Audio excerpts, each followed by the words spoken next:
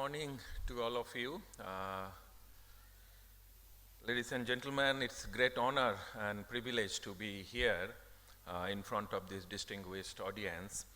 I really thank the organizers of this event to invite me.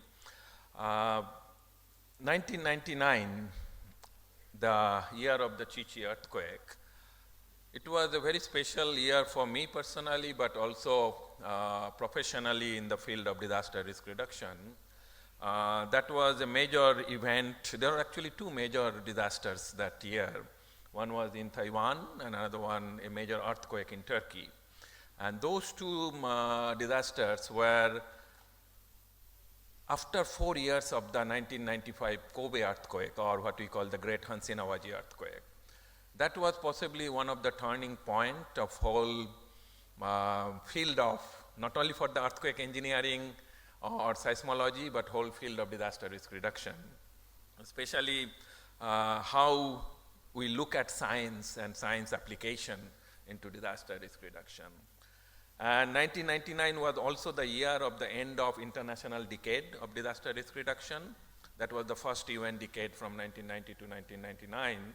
And from 2000 onward, we had this international strategy for disaster reduction. So I will, with my different hats actually, I also chair this UN Science Technology Advisory Group. So one of my role is also to look at not only the new science, but application of the science, science advocacy, science communication, and so on. So what you are seeing here, I think what we are now, we are talking about disaster response, management, risk reduction, the whole cycle of the disaster, but where possibly we need to go from here.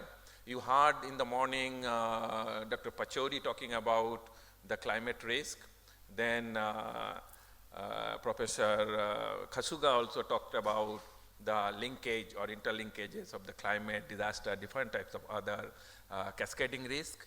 So I think we are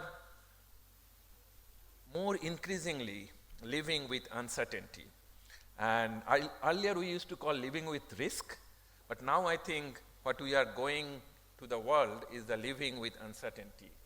And to live with the uncertainty, possibly the traditional approaches of risk reduction, we need to look at once again. So what I would like to give you today, little bit of perspective from the role of ICT, which is information, communication, and technology, mainly more focusing on the technology side.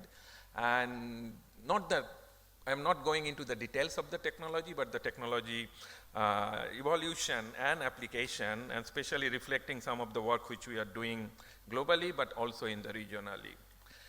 I have very 5 specific, what I call pitch for this particular topic.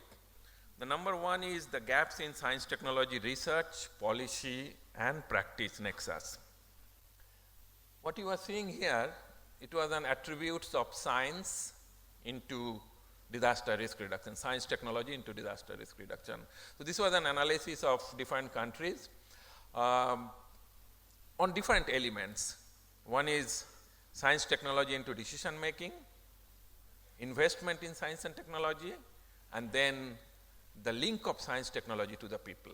I won't go into the details number and the indicators, but what does it say is that many of the countries, they have invested significantly in science and technology. Taiwan is a classic example of that. Wesen is a sort of living example of that. His center is a classic example where science into decision making and investment in science and technology. But still what we see in many developing countries especially, that there is a huge gap of bringing science technology to people. So you will see that this lower part, the scores, these are the attribution score of out of 100, out of different indicators. That part we really need to improve. So it's not only just inventing new science, but how we get benefits from the science, especially to the people and communities. And there, science communication play a very important role. This was a survey which was done by Elsevier, one of the famous publisher. It was a global survey that where science stands now. Many different countries, we publish lots of paper, lots of scientists in the universities, in the research institutions, they publish lots of papers. It was very interesting to see that 0.22% of the global scientific literatures fall under disaster risk reduction.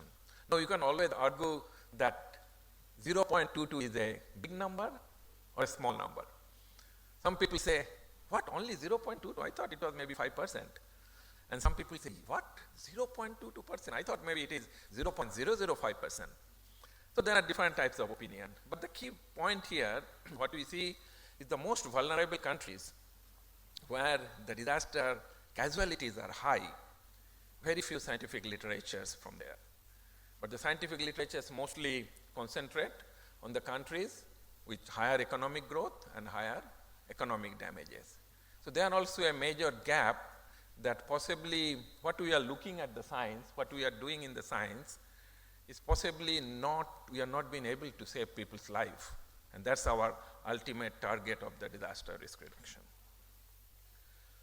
So with those things keeping in mind, at the regional level, we have been trying to promote the science technology for disaster risk reduction. We try to promote what we call the co-designing of the risk reduction solution.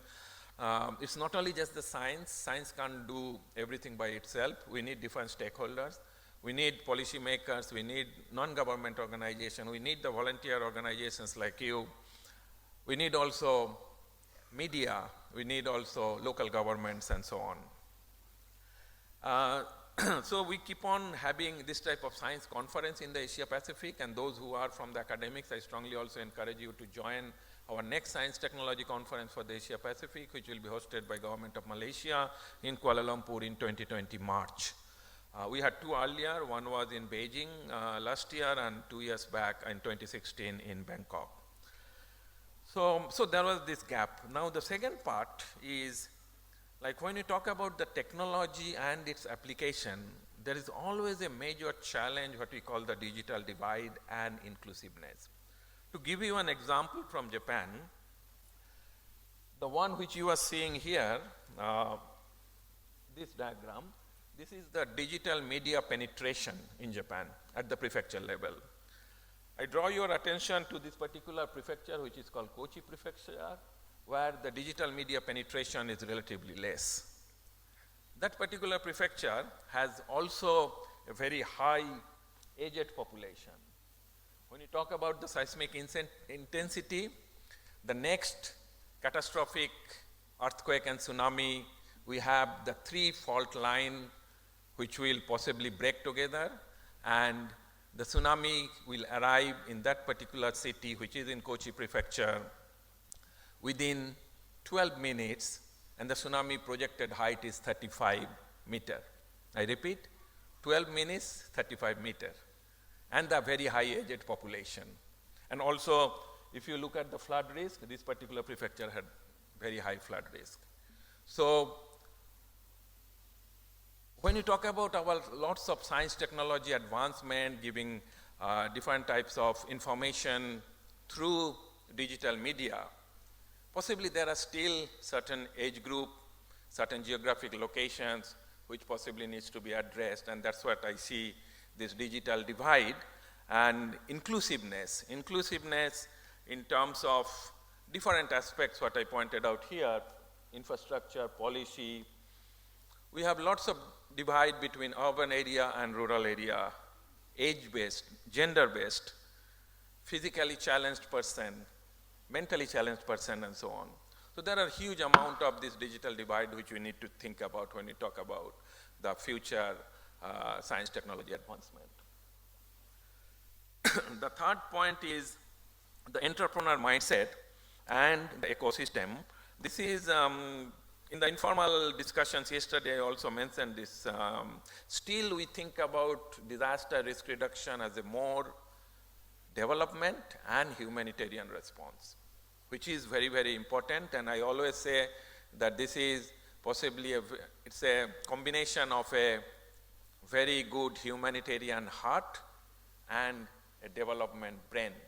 That combination is very, very important.